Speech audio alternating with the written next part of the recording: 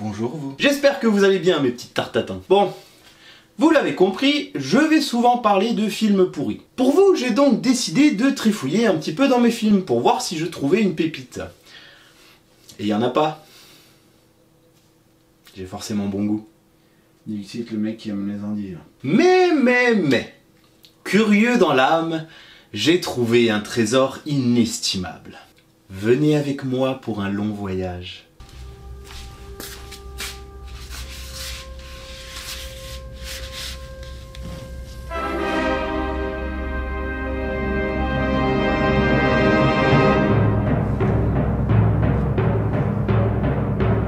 Mesdames et messieurs, aujourd'hui, partons dans l'univers incroyable de The Asylum et de son film Avengers Grimm.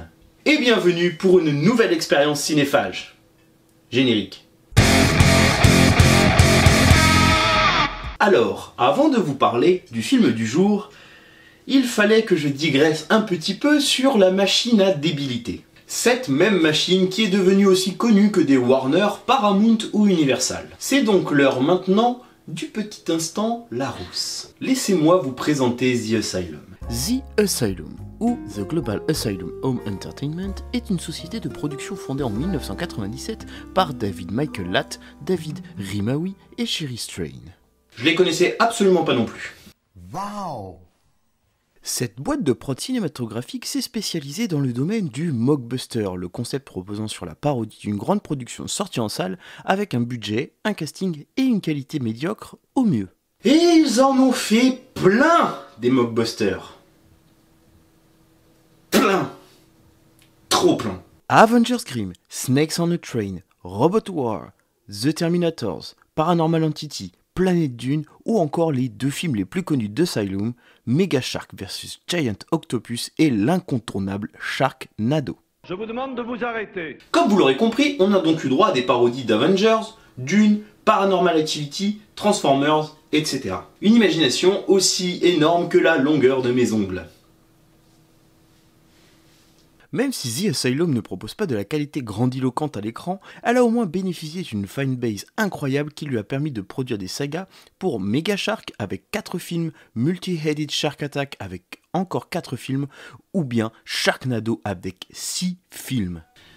On peut saluer le miracle. C'est le mimi, c'est le rara, c'est le miracle, il faut le dire. Je ne saurais que trop vous conseiller ces perles de stupidité toutes plus magiques les unes que les autres. Notamment parce que vous allez vachement rigoler. Sauf quand vous devez regarder plusieurs fois un film The Asylum. Et du coup, pour cet épisode, je ne serai pas du tout objectif. Clairement pas. Parce que si j'adore Avengers Grimm, sincèrement, je pense qu'il a été écrit comme ça. Alors, moi j'aime bien Wes, tu vois, les grosses bagnoles, tu vois, genre, les meufs un coup de bimoulantes là, tu vois, genre badass, tu vois, et les grosses bagnoles là, tu vois, genre badass quoi, tu vois. Badass, c'est n'importe quoi. C'est le badass dans le bateau. Comment qu'on fait pour voir la route? Tu comprends, Fernando quoi. Badass. Pas une vache. Et en plus, quoi, elle a des pouvoirs magiques. La magie du caralho. T'as vraiment de bonnes idées, João Kevin Pastiche. Je m'excuse pour cette interlude culturelle, mais néanmoins indispensable. Allez, passons à l'analyse du film. Bon, il est temps pour moi de vous résumer cette œuvre. Avengers Grimm est sorti en 2015 et est réalisé par Jeremy M. Inman.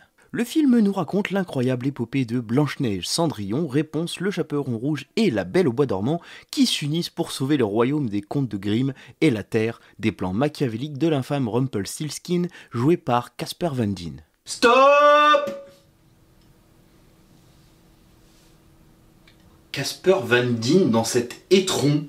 Mais qu'est-ce qui t'est arrivé, frérot? Attends, t'as fait Tarzan, Starship Troopers, Sleepy Hollow. Je comprends pas ce qui s'est passé.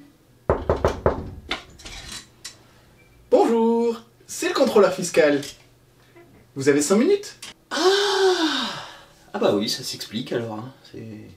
Notre ami Casper joue le rôle du méchant qui, grâce au miroir magique, veut envoyer toute son armée envahir la Terre.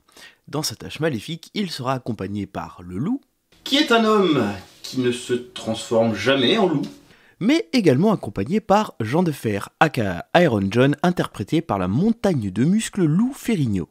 Lou Ferrigno. Le premier à avoir endossé le costume de Hulk à l'écran, qui joue un Colossus du pauvre dans un Avengers du pauvre.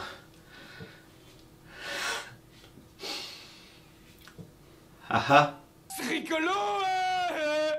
Histoire classique des héroïnes qui ne s'entendent pas mais qui trouvent la force et le courage de s'allier pour vaincre le mal, un méchant qui en fait des tonnes, Jean de Fer. Oh bordel, Jean de Fer, ce nom est magique. Iron John qui s'immisce dans l'histoire parce que le chaperon rouge s'est battu avec ses hommes de main et parce que le liu a détruit son bar. Oui, le liu.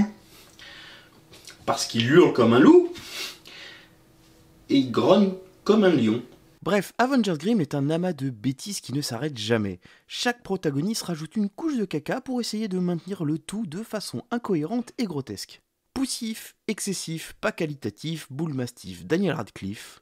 Bref, ce film est un bordel insensé où la moindre personne impliquée essaye de soutirer à son profit la dernière part de ce gâteau immonde que représente Avengers Grimm. Et le reste ne rattrape rien du tout. Décor moche, maquillage à vomir, effets spéciaux dégueulasses. Sincèrement, même s'ils étaient réussis, ça n'aurait rien changé. Comme l'a dit un grand homme, ce n'est pas parce qu'on met une cerise sur un tas de merde que ça en fera un fondant au chocolat. Alors c'est pas Mais si ce magma putride a pu exister sur mon écran pendant 1h23, il faut forcément qu'il y ait un élément primordial pour maintenir un certain intérêt à son visionnage. Les clichés!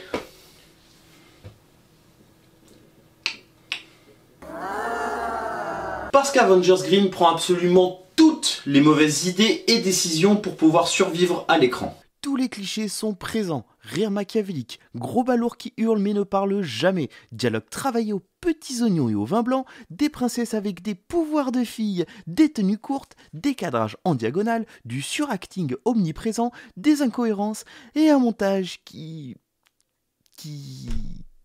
C'est nul. Alors, pour autant, est-ce que le film est divertissant ? Je vais rejoindre bon nombre d'avis en disant qu'Asylum a réussi son coup avec Sharknado, mais on a retiré le côté sérieusement inconscient d'avoir fait un bon travail. Pour être plus clair, la différence réside entre ce que représente un mockbuster et ce que représente un nanar. Un nanar est nul, mais marrant, parce que les personnes derrière ces divers nanars sont convaincues de la perfection de leur œuvre. En revanche, le mockbuster est une parodie des plus gros succès cinéma, et le fait d'avoir peu de budget comme un nanar ne justifie en rien le fait de se faire passer pour tel. Du coup, le problème que j'ai avec ces mockbusters, c'est que je ressens le fait qu'on me propose un produit pour se foutre de ma gueule, en me faisant croire que c'est moi qui prends du plaisir, alors que ce sont eux qui veulent juste prendre mon argent. Pour conclure, je dirais qu'Avengers Grimm est un film pitoyable, constamment dans l'excès parce que rien d'autre ne compte. Divertissant et marrant pour moi, ennuyeux et franchement révoltant pour d'autres, le film a au moins le mérite de ne laisser personne indifférent. Et je trouve que c'est une belle prouesse. C'est mortel. Sur ces belles paroles, je vous souhaite une bonne journée ou soirée, et on se donne rendez-vous avant Noël pour une nouvelle expérience cinéphage. Ho ho ho! J'ai un cadeau pour toi, mon petit matounet! Cool, c'est quoi ?